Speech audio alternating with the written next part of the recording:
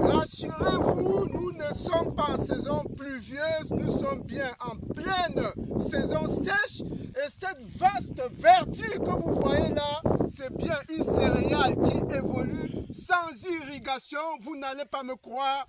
Dans cette vidéo, nous allons vous présenter une culture extraordinaire, une culture qui justement va vous étonner.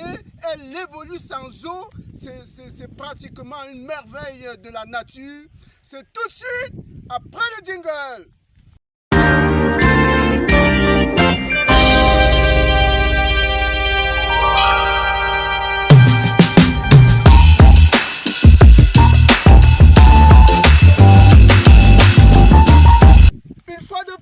Agripreneurs, bienvenue sur la chaîne des fonceurs, bienvenue à la ferme intégrée de Ngoumou. Mais aujourd'hui, nous ne sommes pas en Ngoumou, nous sommes dans une région du Cameroun particulière que vous allez découvrir. Et vous allez en même temps découvrir ces merveilles-là. Nous sommes en pleine saison sèche, il n'y a aucun système d'irrigation. Et nous allons tout de suite aller au vif du sujet pour vous présenter cette culture avec son itinéraire technique. Et bien entendu, nous sommes accompagnés d'un expert en la matière.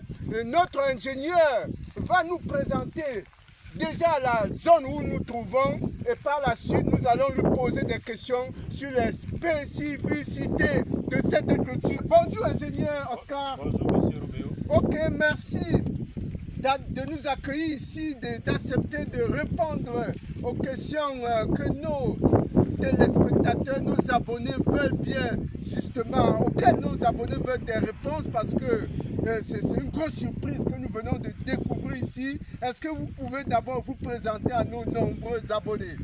Ok, merci monsieur Roméo. Moi je m'appelle Madjoka Oscar, je suis ingénieur d'agriculture, pratiquant agricole en même temps. Je suis en même temps conseiller agricole et cadre d'appui à la délégation départementale du Mayo-Kani. Ok, merci beaucoup. Vous comprenez donc qu'il est très bien placé pour nous présenter ce que nous voyons ici. Alors, la localité ici, nous sommes où précisément? Est-ce que vous pouvez nous situer cette localité dans le Cameroun? Bon, ici nous sommes en périphérie de la ville de Maroua, qu'on voit de l'autre côté déjà. Oui. Et à la limite entre le deux départements, le Tiamara et le Mayo-Kani. D'accord. Nous sommes plus précisément dans la localité de Gassa. Gassa. Oui, qui est en périphérie de la ville de Maroua. D'accord, ok. Ici, nous avons une céréale. Comment on appelle cette céréale-là, plus précisément? Nous, on n'a pas ça à Yaoundé, Douala, on ne voit pas ça. Comment est-ce qu'on appelle cette céréale? Déjà, cette céréale, c'est le sorgho, c'est-à-dire le sorgho commun. Mais la particularité de ce sorgho, c'est que, communément, on appelle ça en langue locale sorgho mousquari. Mais en français, nous, dans le jargon un peu agronomique, on appelle ça sorgho de contre-saison. Ok. C'est un sorgho SS, parce que c'est un sorgho qui est mis en place déjà, c'est-à-dire on passe d'abord par la pépinière.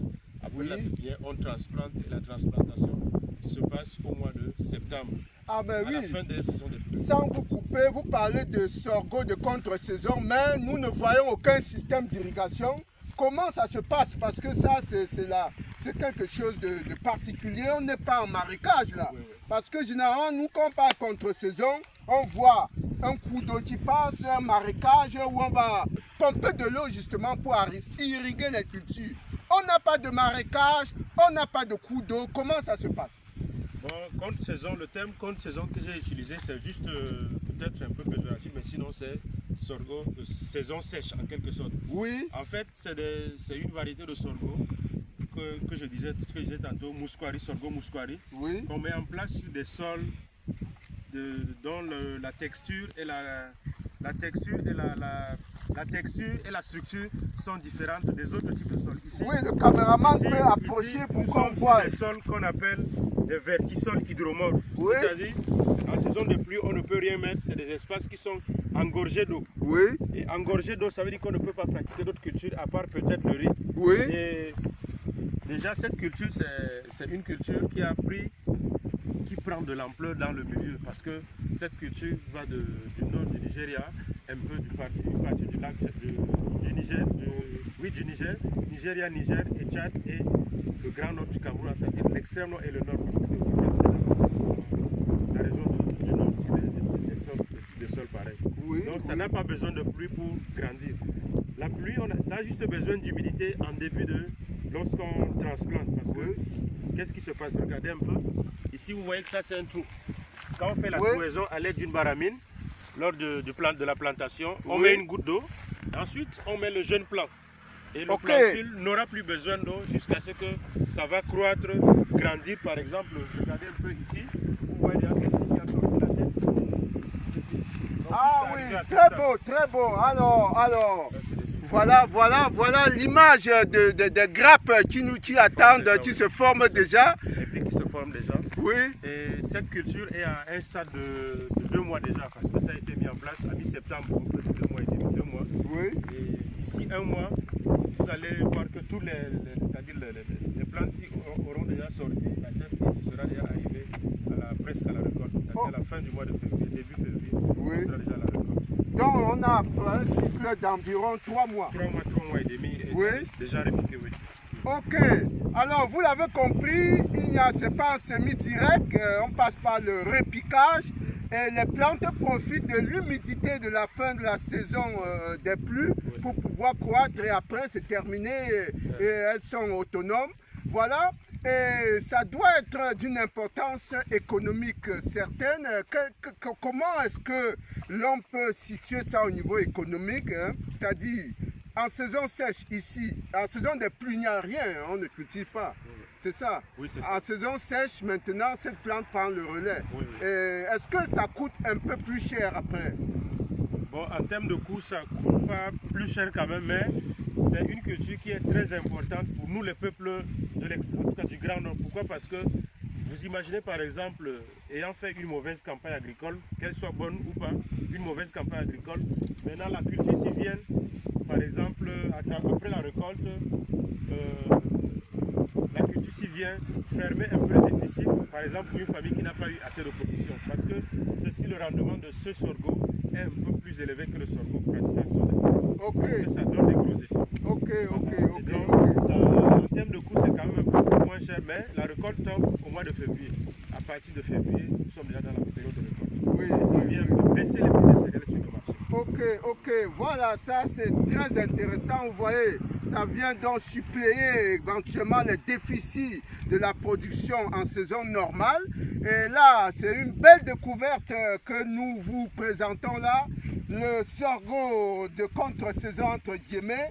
Et là, comme vous l'avez compris, est-ce que l'ingénieur Ska un dernier mot à dire avant qu'on ne ferme cette vidéo? Bon, en termes de dernier mot, je crois que c'est une grâce pour nous déjà de vous présenter, de présenter cette culture aux internautes, c'est-à-dire aux abonnés de la page de la ferme intégrée de Ngoumou. Et je crois que dans l'avenir, on ne va pas seulement se limiter à cette culture de sorgho SS, c'est-à-dire de saison sèche, mais on pourra aussi se limiter à d'autres cultures que vos nombreux téléspectateurs ne sont pas encore au courant et ne maîtrisent pas. Ok, merci beaucoup, merci de nous avoir présenté ces vastes étendues, hein. Ça s'étend à perte de vue, c'est des hectares et des hectares.